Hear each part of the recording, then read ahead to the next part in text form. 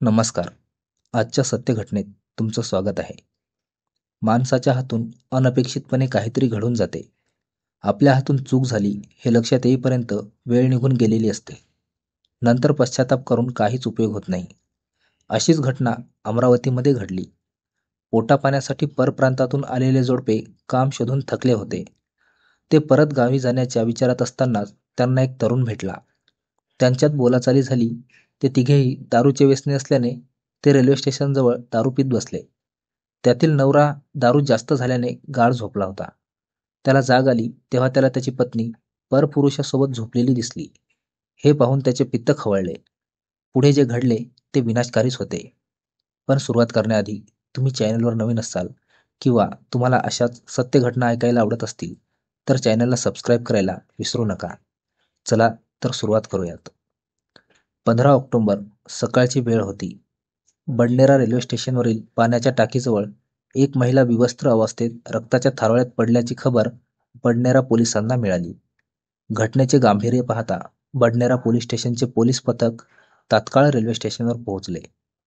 Police घटनास्थळी पंचनामा करत असतानाच अमरावती क्राईम ब्रांच युनिटचे पोलीस निरीक्षक बाबाराव अवचार आपल्या सहकाऱ्यासह घटनास्थळी पोहोचले. मृतक महिलेचा चेहरा रक्ताने माखला होता. अंगावर ब्लँकेट तर जवळच रक्त लागलेली वीट पडलेली होती.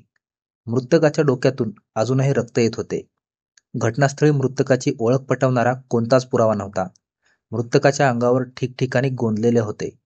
महिलेवर अत्याचार करून तिचा अज्ञात व्यक्तीने खून केला असावा असा कयास पोलिसांनी लावला. क्राईम ब्रांच आणि बडनेरा पोलिसांनी समांतर तपास सुरू केला. अमरावती शहरात मर्डरची मालिका सुरूच असल्याने घटनास्थळी कोणताच धागा नसताना परत एका खुनाचा तपास लावण्याचे आव्हान पोलिसांसमोर उभे ठोकले होते. पोलीस निरीक्षक बाबाराव अवचार, सहाय्यक पोलीस निरीक्षक महेश इंगोल यांनी सर्व खबऱ्यांना अलर्ट करून या घटनेबाबत माहिती घेण्याचा प्रयत्न सुरू केला होता. रेल्वे स्टेशनवरील सीसीटीव्ही तपासण्यात येत होते. उत्तरेकडे असलेल्या सीसीटीव्हीमध्ये 2 पुरुष आणि 1 स्त्री जाताना दिसून आले. त्यांच्या हालचालीवरून ते पिल्यासारखे वाटत होते. त्या महिलेच्या अंगावरील पेहराव मृतक महिलेच्या अंगावरील पेहराव्यासारखा वाटत असल्याने क्राईम ब्रांच टीमने बडनेरा शहरातील रेल्वे स्टेशन नजीकच्या सर्व दारूच्या दुकानाजवळ असलेले सीसीटीव्ही फुटेज चेक केले. त्यामध्ये जुन्या वस्तीतील दारूच्या दुकानासमोरील सीसीटीव्हीमध्ये तेच 2 पुरुष व 1 स्त्री दिसून येत होते. त्यामुळे मयत स्त्री तीच असावी असा अंदाज पोलिसांनी लावला. क्षणाक्षणाचे सर्व सीसीटीव्ही पडताळणी करून त्यातील एक व्यक्ती निष्पन्न झाला. तो शहरातील शेखर उर्फ चंद्रशेखर नारायण चिंचोळकर असल्याचे खबऱ्याकडून समजले.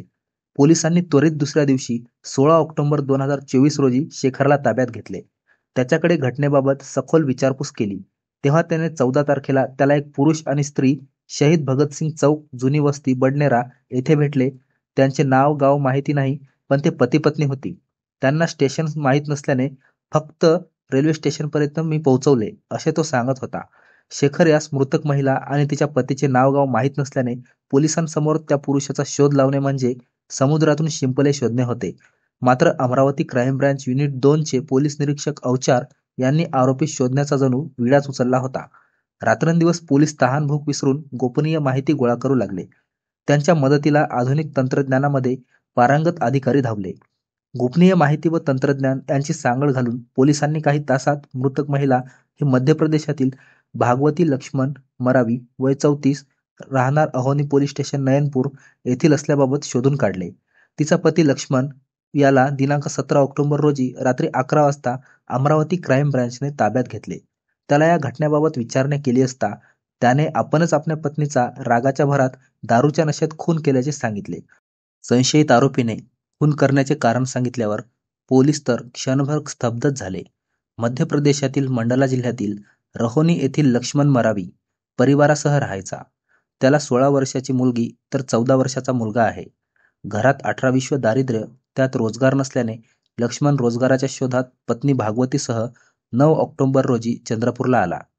तेथे एक दिवस त्यांनी काम शोधले, परंतु काम न मिळाल्याने दिनांक 11 ऑक्टोबर रोजी दोघे पती पत्नी कामाच्या शोधात बडनेरा येथे पोहोचले.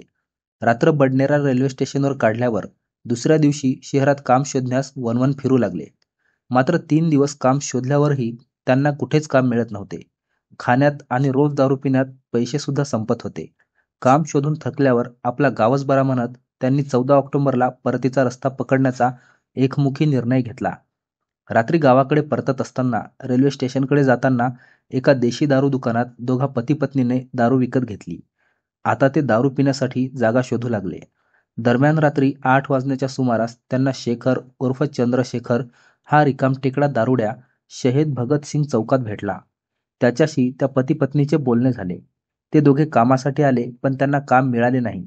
त्यामुळे ते परत जात आहेत हे ऐकून शेखरने त्या दोघांची समजूत घातली. त्या खचलेल्या पती-पत्नीस तो म्हणाला, मेरे साथ चलो, मैं काम दिलाता हूँ और मैं भी तुम्हारे साथ काम करता हूँ, असं आश्वासन दिले. तो त्यांना त्यांच्या घरी घेऊन गेला. येथे माझ्यासोबत राहा, उद्यापासून आपण कामाला जाऊ, असं शेखरनं सांगितलं. काही वेळ ते तिथेच थांबले, पण त्यांच्या घरी गेल्यावरही त्या पती-पत्नीचे मन तिथे लागले नाही. कारण काम मिळण्याची आशाच त्यांनी सोडली होती. तसंच परक्या माणसाजवळ किती दिवस राहणार हाही प्रश्नच होता. त्यामुळे त्यांनी आपल्या घरी जाण्याचा विचार पक्का केला. आम्ही घरीच जातो, असं चंद्रशेखर यास सांगून ते पती-पत्नी रेल्वे स्टेशनकडे निघाले. तेव्हा शेखर त्यांना रेल्वे स्टेशनपर्यंत तुम्हाला सोडतो असं म्हणत त्यांच्यासोबत निघाला. वाटेत निरोप देताना तिघांनीही दारू घेण्याचे ठरवले. रात्री 9 वाजता शेखरने भागवतीकडून दारूसाठी 500 रुपये घेतले आणि तो दारू आणण्यासाठी दारूच्या दुकानावर गेला. तर ते पती-पत्नीने रेल्वे स्टेशनकडे गेले. तेथील उत्तरेकडे तिकीट खिडकीतून गोंदिया जाण्यासाठी त्यांनी 2 तिकीट काढली. रात्री 9:30च्या दरम्यान शेखर दारू घेऊन आला. त्यानंतर मरावी पती-पत्नी आणि शेखर असं तिघेजण बडनेरा रेल्वे स्टेशनवरील बाजूच्या पाणी टाकीजवळ दारू पिण्यासाठी बसले. अगोदरच दारू पिलेला लक्ष्मण 2 पॅगमध्ये झिंगू लागला. काही वेळातच तो नशेत पार बेशुद्ध होऊन पडला.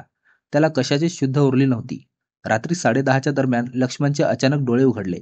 तो भानावर आला. त्याने आजूबाजूला पाहिले आणि समोरचे दृश्य पाहून त्याचे डोके भडकले. त्याची पत्नी भागवती ही नुकत्याच भेटलेल्या शेखरजवळ झोपलेली होती. आपली पत्नी परपुरुषासोबत झोपल्याचे पाहताच तो रागाने बेभान झाला.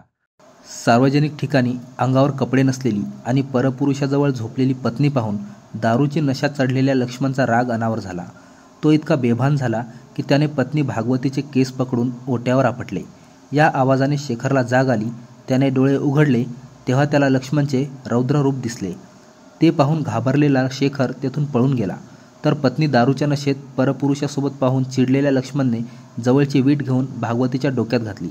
एकामागे एक विटेचे घाव घातल्याने काही वेळातच भागवती ठार झाली. ती रक्ताच्या थारोळ्यात निपचित पडली. ती थंड पडल्यानंतर झोकांड्या खात लक्ष्मण झोपी गेला. सकाळी जाग आल्यावर त्याने भागवतीस उठवण्याचा प्रयत्न केला. ती मृत्यू झाल्याचे त्याच्या लक्षात आले. आपल्या हातून आपल्या पत्नीचा खून झाल्याचे लक्षात येताच लक्ष्मण हादरला. पण स्वतः सावरत त्याने तिच्या अंगावर ब्लँकेट टाकले आणि तो बॅग घेऊन तिथून रेल्वेने गावाकडे पळून गेला. घटनास्थळी कोणताही धागा नसताना अमरावती पोलिसांनी अत्यंत गुंतागुंतीची क्लिष्ट तपासाचे लक्ष्य केवळ 24 तासात पूर्ण करून कानून के हात बहुत लंबे होते हे ते परत एकदा सिद्ध करून दाखवले. मित्रांनो, विचार करा, त्या तरुणाची त्या जोडप्याशी गाठ पडलीच नसती तर, पती दारूच्या नशेत झोपला नसता तर, आणि नशेत पत्नी दुसऱ्या परपुरुषाजवळ झोपली नसती तर, असे अनेक प्रश्न आहेत. पण अगदी सहजगत्या या घटना घडत गेल्या आणि त्यातून खुनासारखा गंभीर गुन्हा घडला. कोणताही पुरावा नसताना पोलिसांनी त्या क्लिष्ट आणि अचंबित करणाऱ्या घटनेचा तपास पूर्ण केला. म्हणून महाराष्ट्र पोलिसांसाठी एक लाईक तर बनतेच. धन्यवाद.